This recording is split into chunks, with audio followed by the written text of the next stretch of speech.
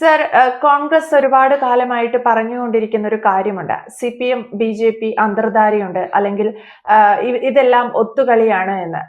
ഏറ്റവും ഒടുവിൽ ഇതാ ഗവർണറും മുഖ്യമന്ത്രി പിണറായി വിജയനും തമ്മിൽ ഒരു കൂടിക്കാഴ്ച നടന്നിരിക്കുന്നു.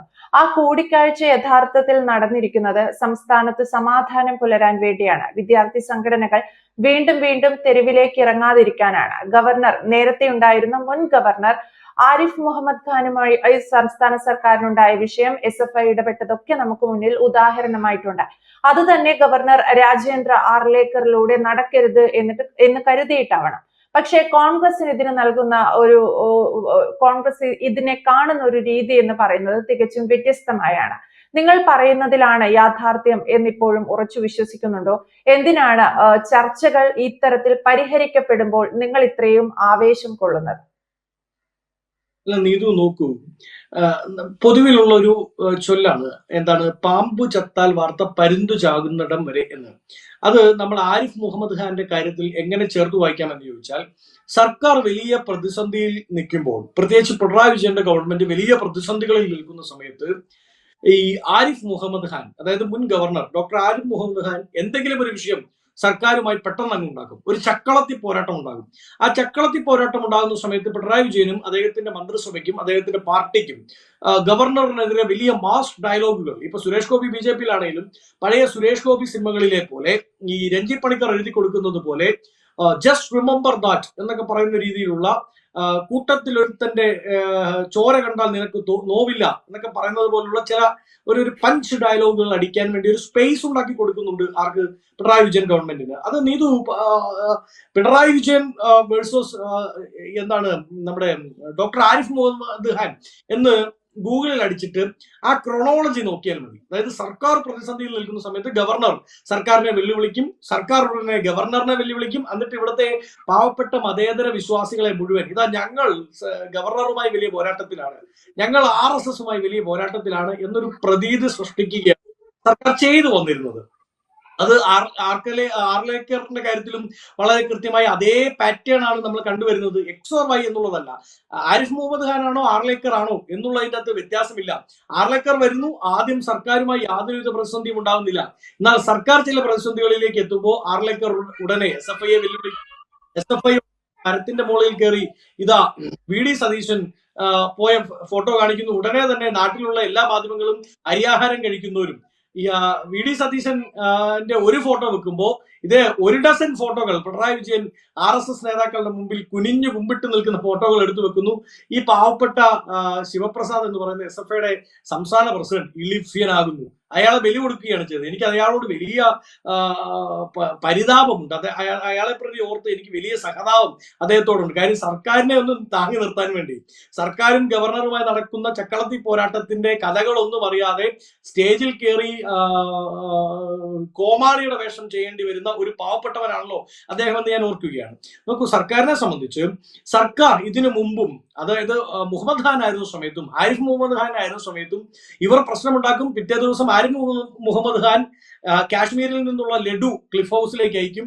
ക്ലിഫ് ഹൗസിൽ നിന്ന് ഇവിടെ നിന്നുള്ള അരിപ്പായസം തിരിച്ച് എവിടേക്ക് അയക്കും? ഈ ഗവർണറിന്റെ വീട്ടിലേക്ക് അയക്കും. ഉടനെ ഇവർ രണ്ടും അവിടുന്ന് ഇവിടുന്ന് കഴിച്ചിട്ട് പറയും അടിപൊളിയാണ്, നല്ല കാശ്മീരി ലഡു ആണ്, നല്ല ടേസ്റ്റ് ഉണ്ട് എന്ന് ഇവിടുന്ന് പിണറായി വിജയൻ വിളിച്ചു പറയും. ഉടനെ അവിടെ നിന്ന് ഇതാണ് സംഭവിച്ചുകൊണ്ടിരുന്നത്. നോക്കൂ, അവിടെ നിന്ന് പറയും അരിപ്പായസം കൊള്ളാം, അടുത്ത തവണ കുറച്ചുകൂടി കാഷ്യൂനട്ട് ഇട്ടാൽ നല്ലതായിരിക്കും. ഇവരുടെ പ്രശ്നം തീർന്നു.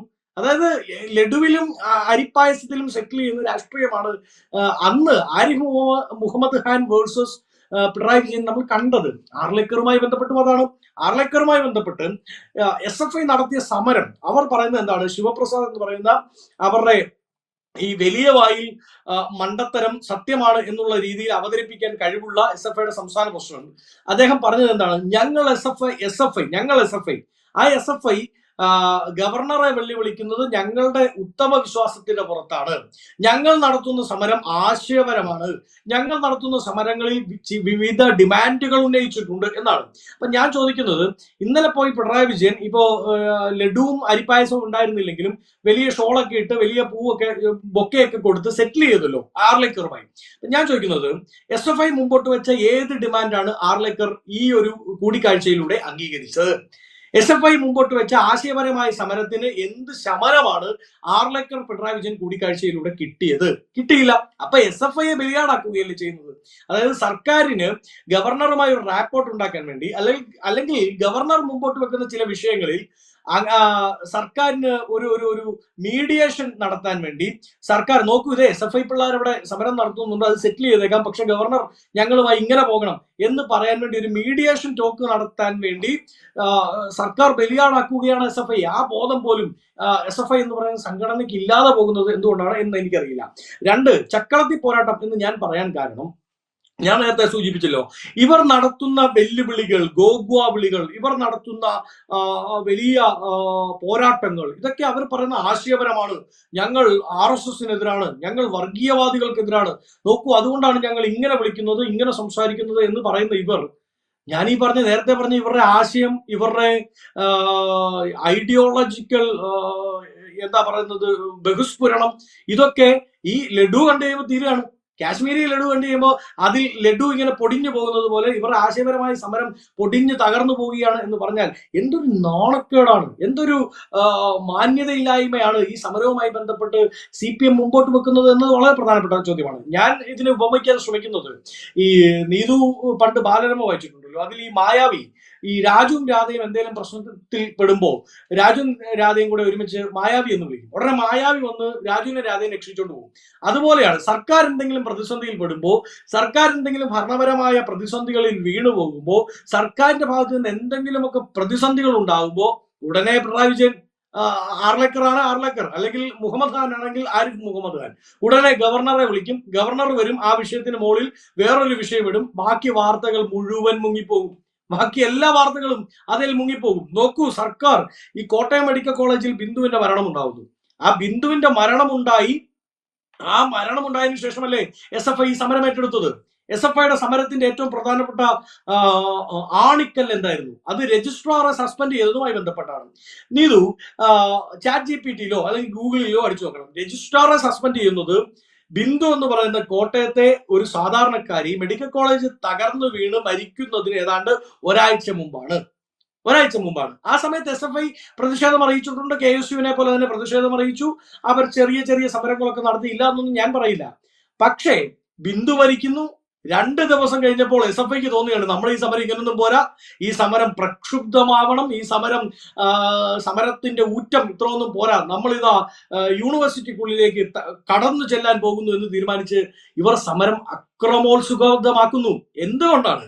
അതായത് ബിന്ദു മരിച്ചില്ലായിരുന്നെങ്കിൽ SFI ഈ സമരത്തിന് പോലും പോകുമെന്ന് ഞാൻ വിചാരിക്കുന്നില്ല. കാരണം നിങ്ങളടങ്ങുന്ന മാധ്യമങ്ങൾ ബിന്ദുവിൽ നിന്ന് ശ്രദ്ധ തിരിച്ചു, SFIയുടെ സമരത്തിന്റെ പിന്നാലെ മാധ്യമങ്ങൾ പോയി. അതായത് പൊതുസമൂഹം ചിന്തിക്കേണ്ട, സംസാരിക്കേണ്ട, ചർച്ച ചെയ്യേണ്ട പൊളിറ്റിക്കൽ നരേറ്റീവ് ഏതാണ് എന്ന് തീരുമാനിച്ചത് SFI ആണ്. ഞാൻ അംഗീകരിക്കുകയാണ്. എന്തുകൊണ്ടാണ്? അവർ ഈ ബിന്ദുവിന്റെ വിഷയത്തിൽ നിന്ന് ശ്രദ്ധ തിരിക്കാൻ വേണ്ടി അവർ ആർലേക്കറെ പോയി വെല്ലുവിളിച്ചു. വാ, ഇറങ്ങി വാ, ധൈര്യം ഉണ്ടെങ്കിൽ വാ, സോണിയ വന്നാട്ടെ എന്ന് ഹരിശ്രീ അശോകൻ പറയുന്നത് പോലെ പോയി വിളിച്ചു. ഒടുക്കം സോണിയ വന്നു കഴിഞ്ഞപ്പോഴത്തേക്ക് ഇപ്പുറത്തുനിന്ന് ആൾ വന്ന് സെറ്റിൽ ചെയ്തു, ഇതാ നമ്മൾ തമ്മിൽ കൈ കൊടുക്കുകയാണ്, മച്ചമ്പി ആയിട്ട് ഇവർ ഈ സമരം ഒത്തുതീർത്തു. അപ്പൊ അങ്ങനെ സമരങ്ങൾ ഒത്തുതീർക്കാൻ വേണ്ടി ഇവർ ശ്രമിക്കുകയാണ്. ഒന്ന്, വലിയ പ്രതിസന്ധികൾ, വലിയ പ്രശ്നങ്ങൾ സർക്കാരിനെതിരെ വരുമ്പോൾ അതിൽ നിന്ന് ശ്രദ്ധ തിരിക്കാൻ വേണ്ടിയാണ് ഗവർണറുമായി ഇവർ പോരാട്ടം നടത്തുന്നത്. ഇല്ലെങ്കിൽ രജിസ്ട്രാറെ സസ്പെൻഡ് ചെയ്ത ദിവസം തന്നെ SFI സമരം ചെയ്യണ്ടേ? ആ ദിവസം തന്നെ ഇത്രയും ശക്തമായ സമരം ഉണ്ടാവണ്ടേ? 2, ഗവർണറിനെതിരായ സമരം നടത്തേണ്ടത്, ഞാൻ തിരുവനന്തപുരം ലോ പഠിച്ച ഒരാളാണ്, അവിടെ MLA ഹോസ്റ്റലിൽ നിന്ന് പഠിച്ച ഒരാളാണ്. ഈ MLA ഹോസ്റ്റലിന്റെ ഓപ്പോസിറ്റ് ആണ് ഈ പറയുന്ന നമ്മുടെ ഈ യൂണിവേഴ്സിറ്റി, കേരള യൂണിവേഴ്സിറ്റിയിൽ നിന്നാണ് ഞാനും ലോ എടുത്തത്. അവിടെ നിന്ന് ഒരു 1.5 കിലോമീറ്റർ അപ്പുറത്താണ് ഈ പറയുന്ന ഗവർണറിന്റെ രാജ്ഭവൻ. അപ്പൊ ഗവർണറിനെതിരായ സമരം നടത്തേണ്ടത് രാജ്ഭവന്റെ മുമ്പിലല്ലേ? രാജ്ഭവന്റെ മതിൽ ചാടിക്കടന്നല്ലേ? അതോ ഇനി അവിടുത്തെ സുരക്ഷാ ഭടന്മാർ അവർ വെടിവെച്ചിടുമെന്ന് പേടിച്ചിട്ടാണോ? അതുകൊണ്ടാണോ? അതായത് ഈ പറയുന്ന ഗവർണറിന്റെ വസതിയുടെ മുമ്പിലേക്ക് വേണ്ടേ ഗവർണറിനെതിരായ സമരം നടത്തേണ്ടത്? അതോ ഗവർണറിന്റെ യാതൊരുവിധ ബന്ധുത്വവും ഇല്ലാത്ത ഇവർ തന്നെ നിയന്ത്രിക്കുന്ന ഒരു സിൻഡിക്കേറ്റ് ഭരിക്കുന്ന കേരള യൂണിവേഴ്സിറ്റിയിലേക്ക് സമരം നടത്തി അവിടുത്തെ വിദ്യാർത്ഥികളെയും അവിടുത്തെ ഒരു ദിവസത്തെ, അല്ലെ തന്നെ കേരള യൂണിവേഴ്സിറ്റിക്കാർ എങ്ങനെ പണി ചെയ്യാതിരിക്കാം എന്ന് ചിന്തിക്കുന്നവരാണ് അവിടുത്തെ സ്റ്റാഫ്. ആ കൂടെ ഇവരവിടെ സമരമായിട്ട് ചെന്നു, ഓയ്യോ സമരമാണല്ലോ ഇന്ന് നമ്മൾ പണി ചെയ്യുന്നില്ല എന്ന് തീരുമാനിച്ച കൂട്ടരാണ് കേരള യൂണിവേഴ്സിറ്റിക്കാർ. അപ്പൊ അങ്ങോട്ടാണോ സമരം നടത്തേണ്ടത്? ഞാൻ ചോദിക്കട്ടെ, എനിക്ക് നീതുവിനെതിരായ ഒരു വിഷയമുണ്ട്.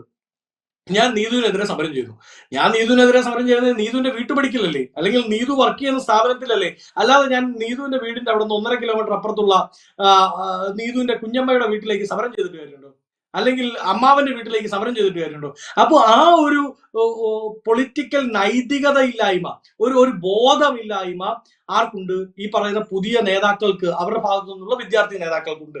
പക്ഷേ അവരെ ഇട്ട് ഈ ചാടിക്കളിക്കട കുഞ്ഞിരാമ, ഓടിക്കളിക്കട കുഞ്ഞിരാമ എന്ന് പണ്ട് ഭാര്യ പറയുമ്പോൾ കുഞ്ഞിരാമൻ ചാടിക്കളിക്കുന്നത് പോലെ സർക്കാരിന് വേണ്ടി, സർക്കാർ പ്രതിസന്ധിയിൽ എത്തുമ്പോൾ സമരം നടത്തണ ശിവപ്രസാദ് എന്ന് പിണറായി വിജയൻ പറയുമ്പോൾ ഉടനെ തന്നെ സമരം പൊട്ടിപ്പുറപ്പെടുകയാണ്. അതായത് 1.5 ആഴ്ച മുമ്പുണ്ടായ വിഷയത്തിൽ 2.5 ആഴ്ച കഴിഞ്ഞ് സർക്കാർ പ്രതിസന്ധിയിൽ ഉണ്ടാകുമ്പോൾ ഒരു സമരത്തിലേക്ക് പോവുകയാണ്. അതുകൊണ്ടാണ് ഞങ്ങൾ പറയുന്നത് ഇത് ചക്രത്തി പോരാട്ടമാണ്. അതുകൊണ്ടാണ് ഞങ്ങൾ പറയുന്നത് ഇത് സെറ്റിൽമെന്റ് സമരമാണ്.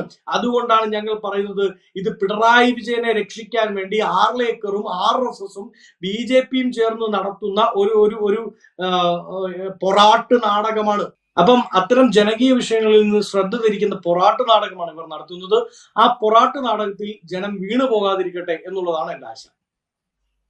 യെസ്, എന്തായാലും ഗവർണറും മുഖ്യമന്ത്രിയും കൂടി ഒരു ചർച്ച നടത്തി സമവായത്തിൽ എത്തിയിരിക്കുന്നു. SFI വിഷയത്തിൽ നിന്ന് പിന്മാറിയിരിക്കുന്നു.